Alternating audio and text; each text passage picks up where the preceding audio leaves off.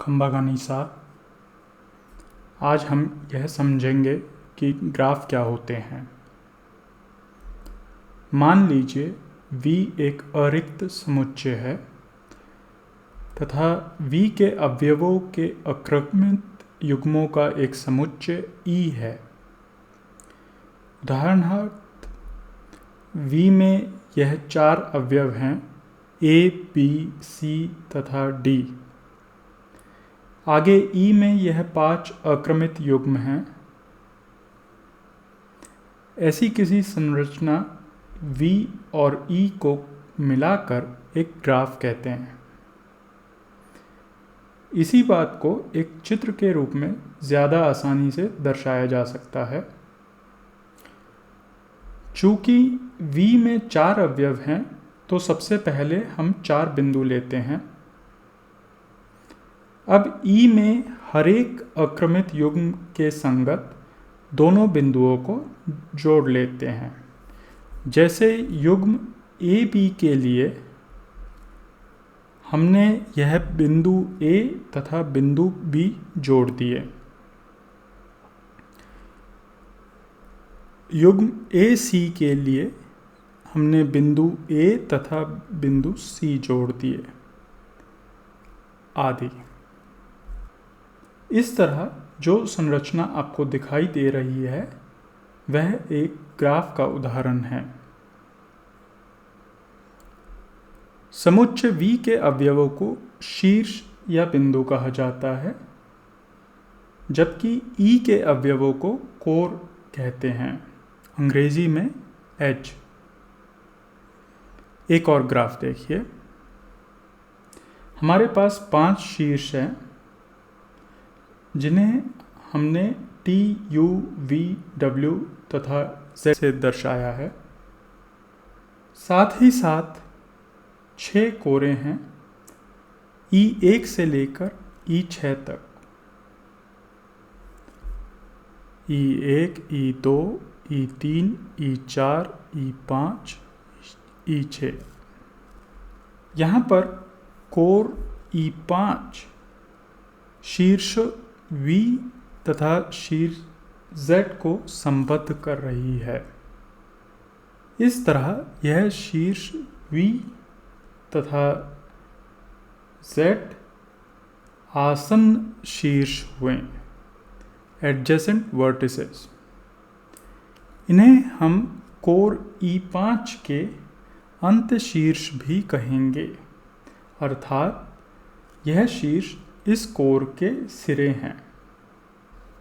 किसी शीर्ष पर आपतित कोरों की संख्या को उस शीर्ष की कोटि कहते हैं। जैसा कि यहाँ पर शीर्ष T की कोटि 3 है, क्योंकि उस पर 3 कोरे आ रही हैं, E1, E2 तथा E3। उसी तरह शीर्ष U की कोटि 2 है, मतलब हमारे ग्राफ में 2 कोरों का अंत्यशीर्ष U है। शीर्ष Z की कोटि 3, शीर्ष W तथा शीर्ष V की कोटियाँ 2-2 हैं। आगे बढ़ते हैं। यदि कोई ग्राफ H के सभी शीर्ष तथा कोर किसी ग्राफ G में भी मौजूद हों तो H को G का एक उपग्राफ कहा जाता है। इसे इस तरह निरूपित किया जाता है। मान लीजिए यह हमारा ग्राफ G हुआ तथा एक अन्य ग्राफ H है जिसके चारों शीर्ष G में भी हैं, V2 से लेकर V5 तक, तथा तीनों कोरे V2, V3, V3, V4, V4, V5 हमारे ग्राफ G में भी विद्यमान हैं। इस प्रकार H ग्राफ G का एक उपग्राफ हुआ। यहाँ पर कुछ टीका टिप्पणी करना ज़रूरी है। पहला यह है कि प्रत्येक ग्राफ स्वयं का एक उपग्राफ होता है। यह हमें सीधे सीधे परिभाषा से पता चल रहा है।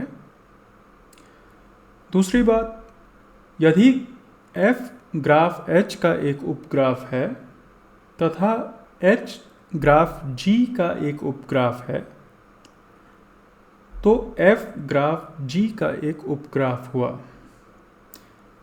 इसे साबित करने में हम यहाँ समय नहीं व्यतीत करेंगे, परंतु यह आप खुद आसानी से सत्यापित कर सकते हैं।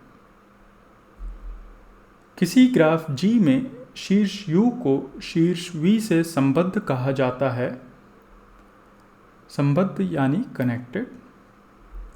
यदि हमारे पास G के शीर्षों और कोरों का एक परिमित अनुक्रम जिसमें सबसे पहले एक शीर्ष V0 है जो कि दरअसल U ही है, फिर U पर आपतित कोई कोर E1, फिर E1 का दूसरा अंतःशीर्ष V1 और इस तरह से आखिर में शीर्ष Vn जो असल में V ही है। यहाँ पर n कोई एक गैर ऋणात्मक पूर्णांक है। Vi हमारे शीर्ष समुच्चय के अवयव हैं। Ej हमारे ग्राफ की कुछ कोरें हैं तथा प्रत्येक Ej के अंतःशीर्ष ऊपर दिए गए अनुक्रम में उसके पड़ोसी शीर्ष हैं। जैसे यहाँ हमारे ग्राफ में दो शीर्ष U तथा V लेते हैं। हम देखेंगे कि शीर्ष U तथा V संबद्ध हैं, अर्थात एक से दूसरे पर पहुँचने हेतु ग्राफ में कोई पथ बना हुआ है। पहले हम यह कोर लेते हैं जिसका एक सिरा U है, फिर हमारी अगली कोर पिछली कोर से एक शीर्ष पर मिलती है। आखिर में हम यह कोर लेंगे जिसका एक अंतःशीर्ष V है तथा यह हमारी पिछली ली गई कोर से जुड़ी है। इस तरह पता चला कि शीर्ष U शीर्ष V से संबद्ध है। असल में इस ग्राफ में कोई भी दो शीर्ष एक दूसरे से संबद्ध हैं। अगर ग्राफ G के कोई भी दो शीर्ष U व V संबद्ध हों तो उसे एक संबद्ध ग्राफ कहते हैं। अभी तक इस पाठ में देखे गए सारे ग्राफ संबद्ध हैं। यह आप स्वयं जांचिएगा। आखिर में हम एक ऐसा ग्राफ बनाते हैं जो संबद्ध नहीं है। क्यों? क्योंकि इसमें शीर्ष V6 से किसी भी अन्य शीर्ष पर जाने का कोई रास्ता नहीं है। ऐसी कोई भी कोर नहीं है जिसका एक अंतःशीर्ष V6 हो। यह पाठ आपको कैसा लगा हमें नीचे टिप्पणी लिखकर बताइए।